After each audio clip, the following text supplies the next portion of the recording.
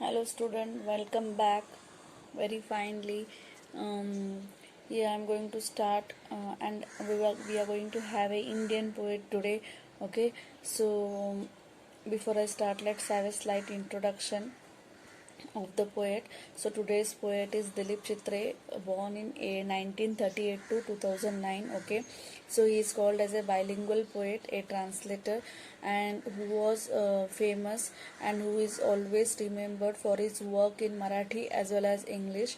Okay, he is a versatile actor as well as a person who was famous for his creative extents to painting, filmmaking, and a great contribution to the magazine. He is also awarded by Sahityik Academic Award for his poetry and a well-known translation he has done for the poem Se Tuka, the popular Abhanga, the spiritual poem by Sant Tukaram. Okay, he had translated literary works of Sant in Marathi from the at the age of 16. Okay, and further it is given the some important major theme of his work were exile, alienation, self-disintegration, and death. Now, exile means where a person is forced to live in some of the place, okay, out of his way, out of his heart. Alienation means loneliness. Self-disintegration means something which is not according to your mind setup, okay, and death is one of the major themes. These were the major themes around which the story or around which the poems were being highlighted. So let's come towards our main poem, that is today we are going to have the top poem, that is Father Returning Home.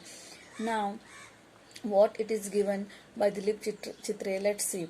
So before we start, I would like to say here slightly, Dilip Chitre shows you the reality of middle class family where previously only father image was there, a earning single person of the family, and again as he used to work till the age of 58, 59, and when the old age comes, even being at home, he was getting a feeling of loneliness, because till that time the children used to get their work, and again the feeling of alienation, loneliness, and the emptiness was being clearly seen during that period. So all that major themes are being highlighted very nicely in this poem. Let's have it. This poem is taken from Traveling in a Cage. Okay, so further it is said, it draws a portrait of suburb commuters. So it shows you the image of the city life, modern city life. Now here it depicts dull, monotonous, exotic, and equally pitiable daily routine. So it shows how is the life of a middle class father. Same routine, 9 to 6, same work, life is completely disturbed, okay, and daily routine goes on. It describes a forced alienation at home, okay. So purposely living at home also the person feel alone, okay, which is reflected through the stale food and the lack of sharing. So when a father comes, the atmosphere should be very happy, happiness should be there, but it is not looking as such.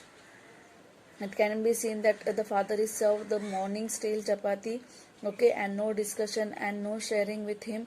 Again, he is the only hardworking person, and at his retirement, there is no one to share. Again, the loneliness is there. This very painful loneliness is the symbol of man's isolation from the materialistic man-made world. So now here this painful loneliness, the biggest enemy of mankind is his loneliness. If every individual requires some partner, if there is no partner, he is all alone, then the loneliness itself kills him.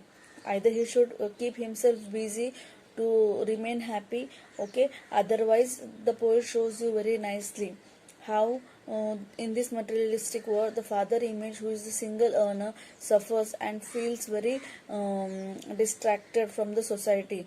In the home also he feels all alone, okay. So let's move towards the poem. So here's title given to you, is Father Returning Home. Very finely we can get the meaning. In meaning is very simple, okay. So let's start the poem. My father traveled on the late evening, standing among the silent commuters in the yellow light. So what the poet says? The poet says here, first line, that his father is traveling in the late evening. Okay, so little bit darkness is there, evening is there. Okay, and standing among the silent commuters, the one who is traveling daily from one way to other place, and the lights which are there in the locals, basically the image of local, you can imagine in that way. The lights are yellow light, dull. Okay, suburbs light past his unseen eyes. So daily things goes and comes, he just unnotice it, he just gives no priority, it is daily routine now. Okay, his shirt and pants were soggy and his black raincoat.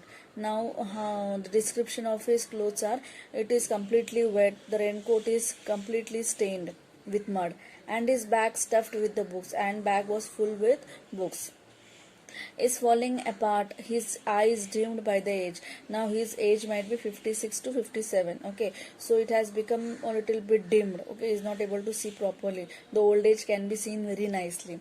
Faded homeward through the humid monsoon night. So now he is in a hurry to go to the home because monsoon is there, raining is there. Now I can see him getting off the train. Now he has kept his leg out of the local train. Okay, like a word dropped from a long sentence. So how it is, the platform which is there, it is just like a word which on the long sentence. So that much he has to walk, that much he is now tired. Okay, he hurries across the length of the grey platform. Now the platform is very long and he is going on walking on it because he had to cut off the way very fastly. Crosses the railway line, enters the lane.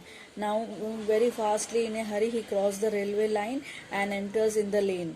His chappals are sticky with the mud, but he hurries onwards. So his chappal has completely become sticky with the mud, and then too he is having a hurry. He is having a thing that my home is there. I have to go to my home, but at home situation is not like that. What he is thinking, he is all alone in his home. Home again, I see him drinking weak tea. So what the poet says, as he comes home, there is nothing, no one is asking him, no one want to talk to him. The weak tea means the cold or just lukewarm tea is served to him, and he is eating the morning stale chapati. Okay, in the night, and then he reads the book. Okay, then he is doing the reading book. So how the atmosphere we can imagine here, a very clear picture is shown here of a middle class family life, where the situation at that time might be in that way, or even today we can't say, situation varies according to the people, according to the places. So very finely, he is not getting anything what he wants, as even though he is the only single person who is earning at home. Further, he goes into the toilet to contemplate. So he goes to the toilet and think deeply. Now what exactly? The old age is the age which is very difficult. A man's estrangement from the man-made world. So now he is completely feeling all alone in this materialistic world which is man-made, because nothing attachment is there. No happiness is there for him. Okay, coming out, he trembles at the sink.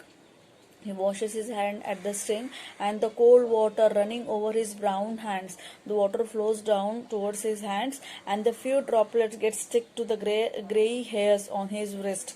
Okay, his sullen children have often refused to share. Now the children are as such that they don't want to share anything. They even not talk to him. Okay, and he again feels very all alone. They doesn't want to share the jokes or the secret with him, so he feels very sad for that. Now for that, it is said he will now go to sleep. Poet says, now the father is going to go to sleep.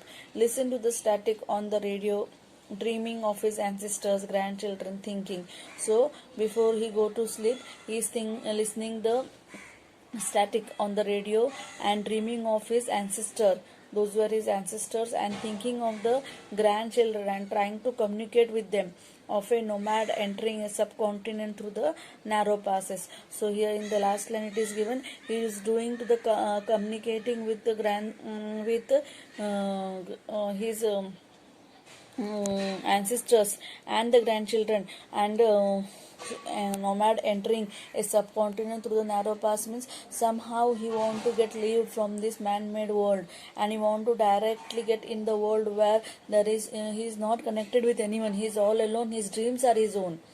Okay, something is his own is his dream. Okay, so very finely, I hope you have understood the poem. And let's have a slight thing that slight thing that I would like to say that what the poet want to say is that the father image which is shown here is very uncaring. Okay, at the retirement time when he is required of love, care, and at that time he is uncared. So alienation is there, loneliness is there, and that is somewhere the reality of old age. Okay, so I hope you have understood the poem. This was the explanation. Next part I will give the figures of speech as well as some more morals so that we can implement and we can do a bit of caring, loving to our grannies, our old age. Okay, thank you students, listeners, viewers, and I hope you have understood it. So okay, like it, share it, and subscribe it. Thank you.